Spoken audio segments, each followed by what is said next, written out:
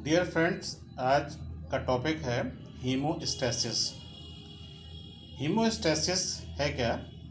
जब आप इस पूरे टॉपिक को पढ़ लेंगे तो लास्ट में कुछ इम्पॉर्टेंट चीज़ है मैं आपको बताऊंगा। उसके लिए आप पूरे वीडियो को बहुत अच्छे से सुन लीजिएगा, देख लीजिएगा। उसके बाद जो आपके कमेंट्स होंगे उसके मैं आंसर दूंगा। हीमोस्टैसिस क्या है? हीमोस्टैसिस बेसिकली एक ग्रीक वर्ड है, दो वर्ड से मिलकर बना है, हीम एंड स्टैसिस। हीम कहते हैं ब्लड को और स्टैसिस कहते हैं रोकना, यानी ब्लड के रोकना।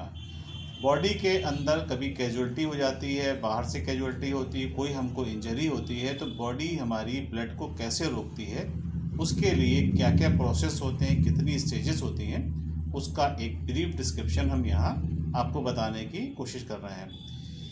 ये ब्लड वेसल्स हैं।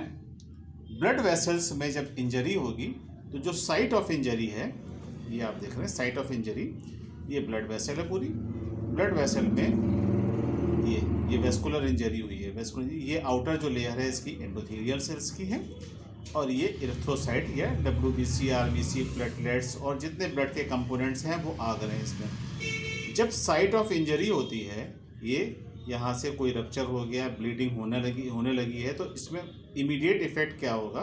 इमीडिएट इफेक्ट ये होगा कि इंजरी साइट से फ़ौरन local sympathetic pain receptor activate होते हैं। वो एक्टिवेट होने के बाद वो सिग्नल अपने ब्रेन को भेजते हैं। ब्रेन वहाँ से कुछ कंपोनेंट्स हैं जो ब्लड क्लॉटिंग फैक्टर्स में है, उनको रिलीज कर देता है, जिसमें सेरोटोनिन है, ADP है और थ्रोम्बोक्सिन A2 है। इनका काम क्या होता है? ये वैसोकंस्ट्रक्टर का काम करते हैं। ये कंपोनेंट जो है ब्लड के अंदर वैसोकंस्ट्रक्टर का काम करेंगे, जिससे कि ब्लड वेसल्स दब जाएं, सिकुड़न पैदा हो जाए, जिससे कंस्ट्रक्शन पैदा होगा। उस कंस्ट्रक्शन से क्या है कि ब्लड के लॉस होने को रोका जा सकता है, जो हीमोस्टैसिस का मेन ऑब्जेक्ट है। ये वैसोकंस्ट्रक्शन होगा, तो वैसोकंस्ट्रक्शन जो है इस हीमोस्टैसिस की स्टेज 1 है। जैसे ही वहाँ से ब्लीडिंग के लिए ब्लड आएगा और ये रिसेप्टर एक्टिवेट होंगे, तो वहाँ पे फॉरन प्लेटलेट्स आ जाएंगी। प्लेटलेट वहाँ उन पे एक्टिवेशन चालू हो जाएगा। ये कोलेजन फाइबर हैं, इनके चारों तरफ एक जाल बना देंगे, और ये पूरा प्रोसेस जो है इंजरी और मैसेज को सेंड करके सिग्नल रिसीव करने के लिए, इसमें जो टाइम लगता है approximate with in a minute 60 second का टाइम लगेगा। इसमें दो कंपोनेंट और हैं, जिसको हम वॉन विलियन-ब्रांड फैक्टर और फिब्रिनोजन कहते हैं। ये फौरन जो है प्लेटलेट का प्लग फॉर्मेशन कर देंगे। प्लेटलेट से जैसे ही प्लग फॉर्मेशन होगा, तो वहाँ पे RBC, WBC और बहुत से इंजाइम्स होकर के आकर के चारों तरफ से उस इंजरी साइट को घेर लेंगे, और वहाँ पे एक थक्का प्रक्रिया बनाना चालू हो जाती है।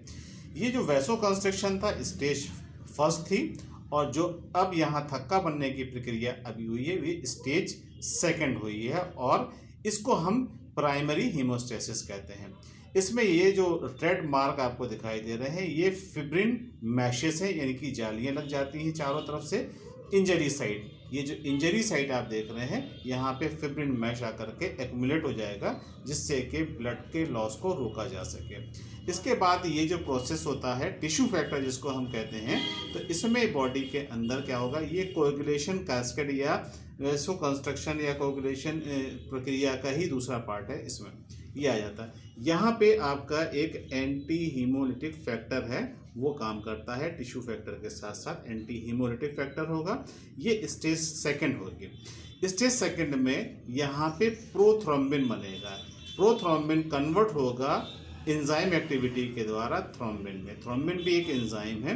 ये थ्रोम्बिन कन्वर्ट हो जाएगा फिब्रिनोजन में, जो एक ब्लड प्रोटीन है, जो लास्ट हमने वीडियो में आपको बताया था उसमें था। ये फिब्रिनोजन कैल्शियम आयंस की उपस्थिति में ये फिब्रिन में कन्वर्ट हो जाएगा। ये फिब्रिन जो है ब्लड क्लॉट, अब ये पूरा का पूरा थक्का जम गया होगा, और ये थक्का अगर आप देखेंगे तो ये फाइनल स्टेज पे यहाँ आकर के जमा हो जाएगा, और ये पूरे जो ओपन एरिया वुंड था जहाँ से इंजरी हुई थी उसको रोक देगा, थक्का बना देगा, और ब्लड को फ्लो में कर देगा। बॉडी की जो वेन्स, आर्टरीज, जहाँ से भी इसमें रप्चर हुआ है, वहाँ की ये बाकी एक्टिविटीज़ को कंप्लीट कर लेगा, और ये क्लॉट आकर के यहाँ पे जमा हो जाएगा। ये इसकी सेकेंडरी हीमोस्टैसिस थी। और स्टेज इसकी ये थर्ड थी। इसके बाद यहाँ से ये जो क्लॉट बनेगा, क्लॉट में आरबीसी डब्ल्यूबीसी ये ट्रैप्ड हो जाते हैं, यानी जो इसमें प्लाज्मा है इनको फंसा लेगा। बाकी ये इनका पूरा गुच्छा बन जाएगा, प्लाज्मा वहाँ से रिलीज हो जाएगा। काफ़ी दिनों के बाद जब ये हीलिंग प्रोसेस कंप्लीट हो जाएगा तो यहाँ से ये डिजनरेट होकर के इस पूरे प्रक्रिया को भर देंगे। भरने के बाद वो नॉर्मल एक्टिविटी में आ जाएगा। अब ये चीज़ आती है कि इसमें स्टेजेस कितनी होती हैं। अगर आप स्टेजेस देखें तो 3 स्टेजेस हैं। पहली है वैसो कंस्ट्रक्शंस, दूसरी है प्लग फॉर्मेशन है, तीसरा क्लॉट है। तो अगर आप स्टेज यहाँ देखते हैं तो सबसे पहली वैसो कंस्ट्रक्शन है, इसके बाद आपका प्लग फॉर्मेशन है, तीसरी क्लॉट फॉर्मेशन है। ये 3 स्टेजेस हो गई और 2 पार्ट में डिवाइड हो गया। एक हो गया प्राइमरी हीमोस्टेसिस, दूसरा हो गया सेकेंडरी हीमोस्टेसिस। अब हीमोस्टेसिस को रोकने के लिए क्या है, इसकी जो डिजीज़ है वो हीमोफीलिया है। हीमोफीलिया क्या होता है कि जो ब्लड क्लॉटिंग फैक्टर हैं उसमें स्पेशली आपका ब्लड क्लॉटिंग फैक्टर 8 और 9 की डेफिशिएंसी या इनका अमाउंट जो है लो होने लगता है। ये सबसे ज़्यादा देखा गया था यूरोपियन रॉयल फैमिली में, जो वहाँ की महारानी है क्वीन विक्टोरिया, उनमें ये देखा गया था। तो ये भी आपसे क्वेश्चन पूछा जा सकता है कि इसमें कौन सी ऐसी रॉयल फैमिली है जो इफेक्टेड है, तो उसमें आप बता देंगे कि इसमें यूरोपियन रॉयल फैमिलीज़ हैं, उनका इसमें वो इसमें प्रभावित हुई हैं और उनकी फैमिली में ये चल रहा है। तो ये एक इम्पॉर्टेंट आपका वीडियो था जिसमें आप जो है मेजर कंपोनेंट्स ऑफ हीमोस्टेसिस, यानी कि इसमें कौन कौन से घटक हैं, प्रक्रियाएं हैं जो हीमोस्टेसिस को यानी ब्लड को शरीर से बाहर रोकने के लिए काम में आती हैं। ये आपको वीडियो देखना है पूरा। इस पर आपको जो भी क्वेश्चन पूछना हो आप उससे पूछ सकते हैं। ठीक, थैंक यू सो मच।